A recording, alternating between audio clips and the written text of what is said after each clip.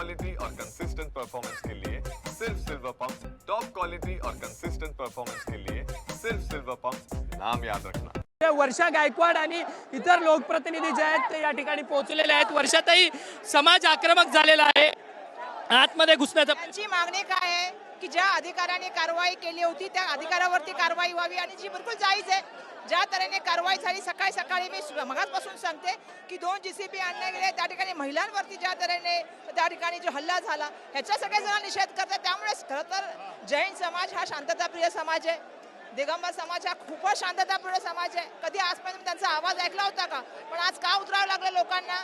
कारण ज्या तऱ्हेने तुम्ही कारवाई करत चाललेला आहात, ज्या गोष्टी इलिगल आहेत त्यांना तुम्ही समर्थन देता आणि ज्या गोष्टी लिगल आहेत त्यांना तुम्ही त्यावरती कारवाई करण्याचं काम करता, म्हणून आज त्यांना रुद्र अवतार यावं लागलं। हा डबल इंजिन सरकारसाठी आवाज आहे। आज राजस्थानमध्ये मोर्चे निघाले जैन समाजाचे, आज मुंबईमध्ये मोर्चे निघाले जैन समाजाचे। शांतताप्रिय समाज ज्यावेळी रस्ता उतरतो, कोणासाठी उतरतो?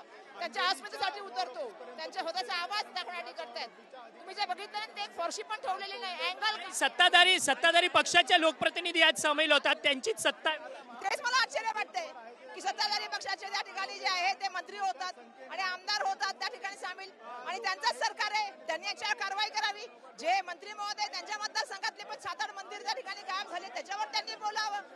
खरं तर ही आपली सगळी जी आहे ती श्रद्धास्थान आहेत आणि श्रद्धास्थानं सांभाळणं हे त्यांचं काम आहे, पण दुर्दैवाने ते होताना दिसत नाही। या कारवाईमुळे अशा तऱ्हेने कारवाई झाली जी कारवाई मुळातच पूर्वनियोजित होती, एक मोठं षडयंत्र आहे आणि त्या षडयंत्राच्या विरोधामध्ये आज शांतताप्रिय जैन समाज रस्त्यावर उचललेला आहे आणि आवाज करून सांगतोय की हा दबाव यंत्र आमच्यावर चालणार नाही।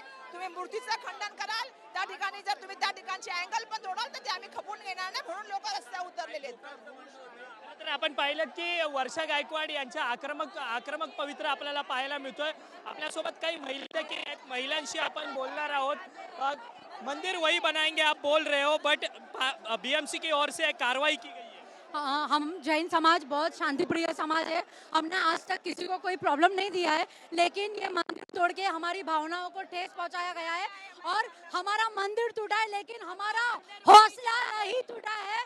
मंदिर वही बनाएंगे। आपण पाहिलं की मंदिर वही बनाएंगेच्या घोषणा ज्या आहेत त्या जैन धर्मियांकडनं होताना पाहायला मिळत आहेत आणि एकीकडे पालिकेच्या गेटवरती संपूर्ण जैन समाजाचा हा मोर्चा जो आहे तो येऊन टेपलेला असल्याचं पाहायला मिळतंय। जैन धर्मीय जे आंदोलक आहेत त्यांना पालिकेमध्ये घुसण्याचा प्रयत्न करतात, परंतु त्यांच्यासोबत जैन धर्मीय धर्मगुरू देखील आहेत, ते